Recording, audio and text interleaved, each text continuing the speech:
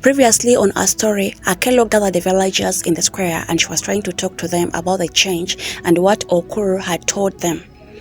What Okuru told them had begun to change their ways of thinking. So Akelo was trying to bring them back to the change she had worked for this village. So we're diving into this amazing video. This is our final part, by the way. It's our final part. If you've not yet watched from part 1, please go ahead and watch from part 1 to this final part. So let us dive into this amazing story. For too long, we allowed fear and prejudice to guide our actions. We rejected one another based on appearance and rumors. But I'm here to tell you that we are stronger when we stand together. Our differences are not curses. They are our strength. We must build a future where we accept each other, no matter the color of our skin, the shape of our faces, or the history we carry. A murmur of agreement crept through the crowd. There were still those who hesitated. Akelo's gaze swept across the faces of the villagers, searching for the understanding. She knew it would take more than words to change their hearts. She needed to show them. "I ask you all to look around," she said softly, her eyes meeting Tade's. "Look at people standing beside you. These are the people who will walk with you in the future. Are we going to let fear tear us apart again? Or are we going to stand together as one?"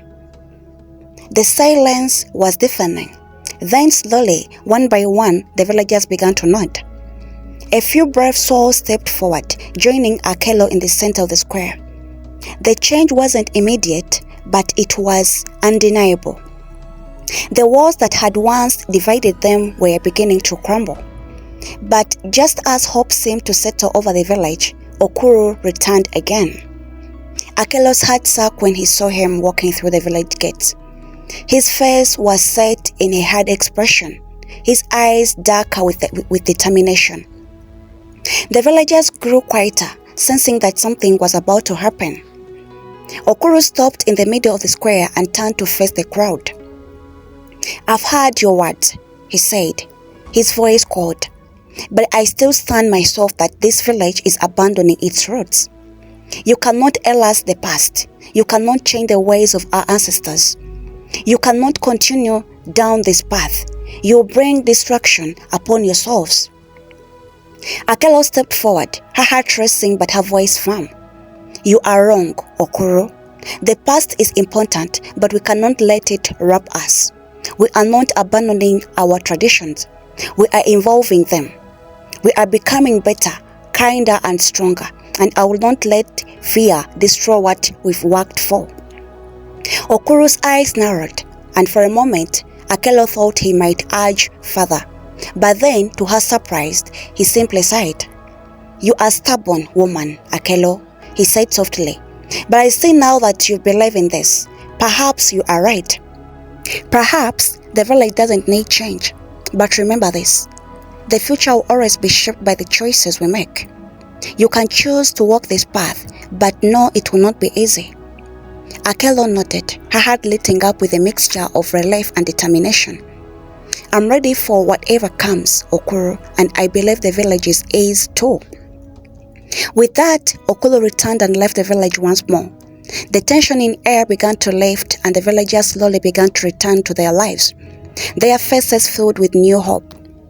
Akelo knew the road ahead would be filled with challenges, but she also knew the village was stronger than she had ever been together.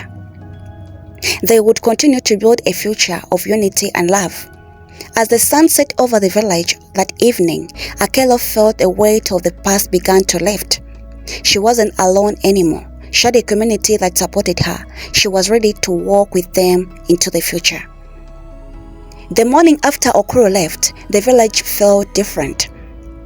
There was a new light in the air, warmth that seemed to wrap up everyone, making the worries of the past feel far away. Akelo stood by the village square, watching as children played in the dirt, their laughter ringing in the air. The village was changing, and it was changing for the better. She had always dreamed of this moment, the moment when the village would finally accept her. But now she realized it wasn't just about her, It was about the children growing up in a place where they wouldn't have to fear being different. It was about the women who were finding their voices, the men who were learning that true strength came from kindness, not fear. Tadeo walked up to her, his face bright with excitement. "I've spoken to the elders," he said. "They have agreed to support the changes. They want to help bring everyone together." Akelo's heart soared with pride. She knew that the elders held great power in the village, and their support meant the world to her. For years, they had been the ones who made the rules, who set the standards. To have them by her side now was a sign that the village was finally ready to embrace the future. "That's wonderful," Akelo said, her voice full of hope. "But there is still a lot of work to do. We cannot stop now." Tade smiled and looked at her. "We won't. Together, we'll make sure this village thrives." And so they began their work. Slowly but surely, the village began to change. Akelo and Tade organized community meetings where everyone could speak freely, sharing their thoughts and fear.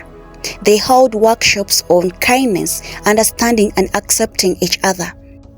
The village learned to celebrate each person for who they are, rather than judging them for the things they couldn't control.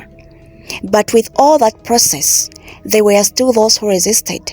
Some villagers still whispered behind Akelo's back, refusing to fully accept the changes. But Akelo knew that change would take time. She didn't let doubts shake her. She had a vision for the future. She would work every day to make it a reality.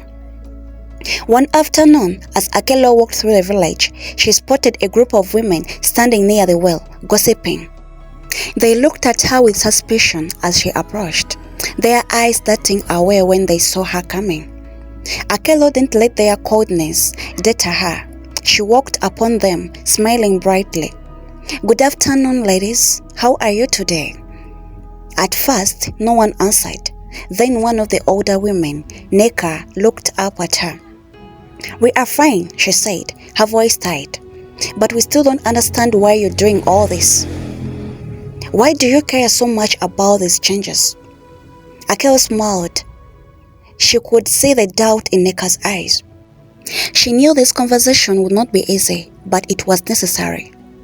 "I care," Akelo began softly, "because I believe we can be better than we were. I believe we can build a village where no one is treated differently because of how they look or where they came from. Everywhere, everyone is valued for who they are inside, not just their skin color or their family." Neka stared at her, the lines on her face deepening as she thought. For a moment, Akelo wondered if she was getting through to the woman at all. Finally, Neka spoke again, her voice quieter. "Do you really think the men will accept this? Will they accept your idea of kindness over power?" Akelo nodded. "I believe they will.